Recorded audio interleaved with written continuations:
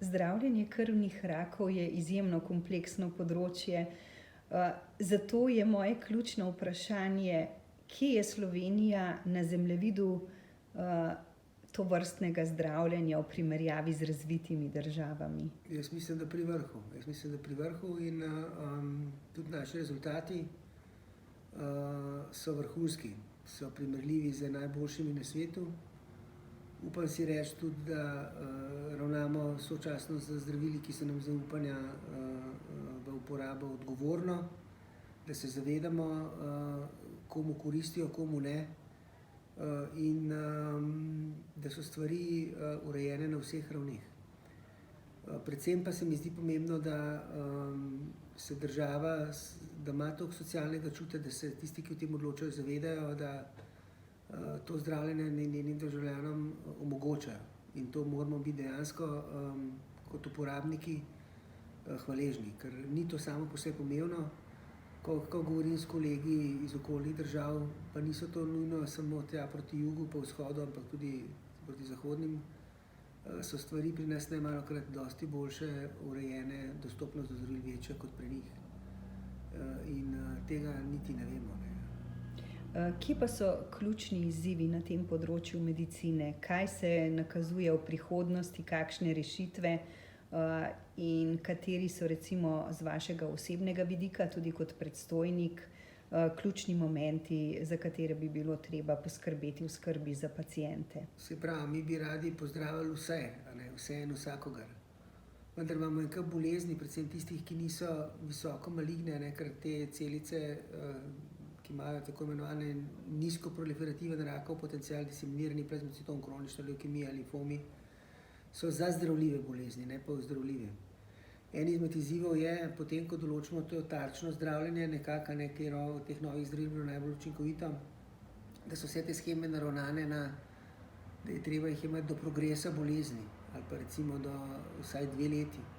Problem je, da so te sheme, kljub temu, da so to kao biološka zdravila krasna, niso citostatiki, imajo pa stranske učinke za 5 citostatikov skupaj, neredko. Tako da ljudje to težko prenašajo in lahko prideš v drugo skrajnost, kjer imaš bolezen pod kontrolo, krasno, življenje pa na psu, nevredno človeka. Tako da je treba najti nekje ravnovesje med zdravljenjem, ki ga dobivaš, tako kot piše po raziskavah, ker klinične raziskave vključujejo bolnike, ki so boljše kot tiste, ki jih ti dobiš v realnem življenju, in pa seveda potem najti neko ravnovesje, da ker ne bo laboratorijski izvid ali pa neki izvid ene preiskave super, človek bo pa tik pred tem, da bo zaradi vsega hudega shiral kahektičen na pragu smrti.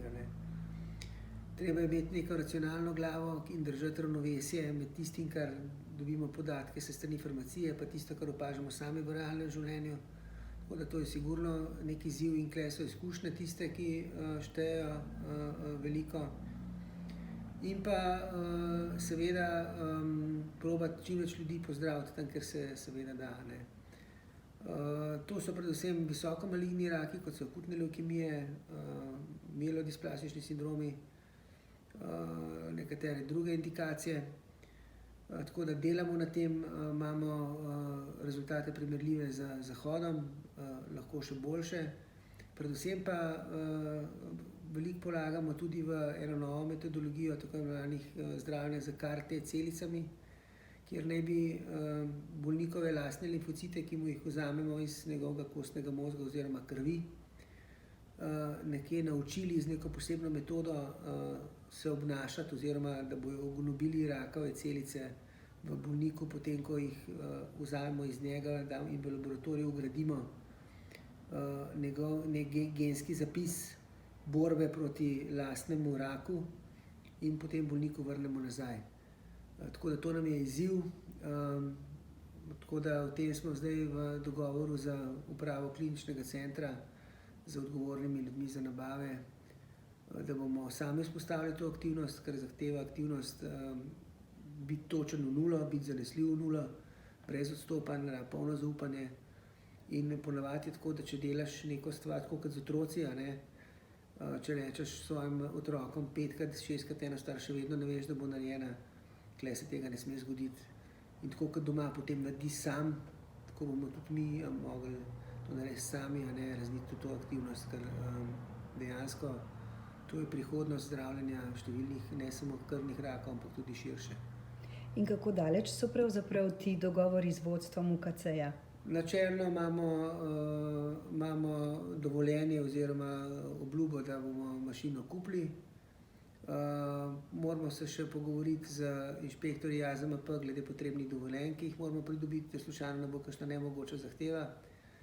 Prostorsko stisko bomo nekako že razrešili, pa kakšno kadrovsko okrepitev bo treba, da bomo to vzpostavili. Ampak to je recimo tako, kot je bila citogenetika pa molekularna genetika pred 20 leti. Takrat recimo profesor Černelč, ki je bil pred mano na tem položaju, je to zavohal, on je imel dober občutek za to, pa odličen. In je vlagal vso energijo pa denar v to. Marsikdo se mu je smejal pa rekel, da je malo nor, ampak brez tega bi bili mi zdaj v srednjem veku, tako imamo pa top laboratorij, s top vodjo, profesor Podgornikovo in delamo 100 na uro.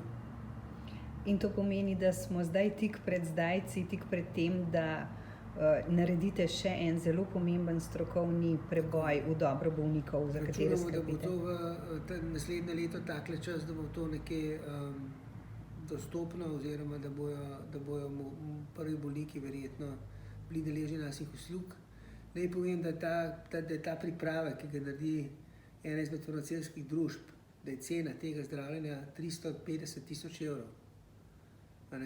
Kar je, da ne rečem kaj, mi bi to verjetno naredili sami za nekje za 80. Kar je še vedno ogromno, ampak da se pa tudi pozdraviti na ta način nekatere rakave bolezni, ki imajo tretjo, četrto ponovitev, kjer je praktično naslednja postaja samo še pokopališče, da rečem tako grdo. Lahko s temi metodami celo pozdravimo dobršen del teh bolnikov. Recimo v take vrste zdravljenja se pogovarjamo in tukaj enostavno moramo biti zraven. In moja dolžnost je, da poskrbim, da bo logistika, jaz sicer detajle ne poznam, ker nisem več operativec, ampak lahko pa zagotovim, pa se potrudim, da tisti, ki se o tem odločajo, da poznajo zadevo, da poznajo odgovornost, ki jo njihove odločitve prinašajo in da držim štango, da se te stvari izpeljejo.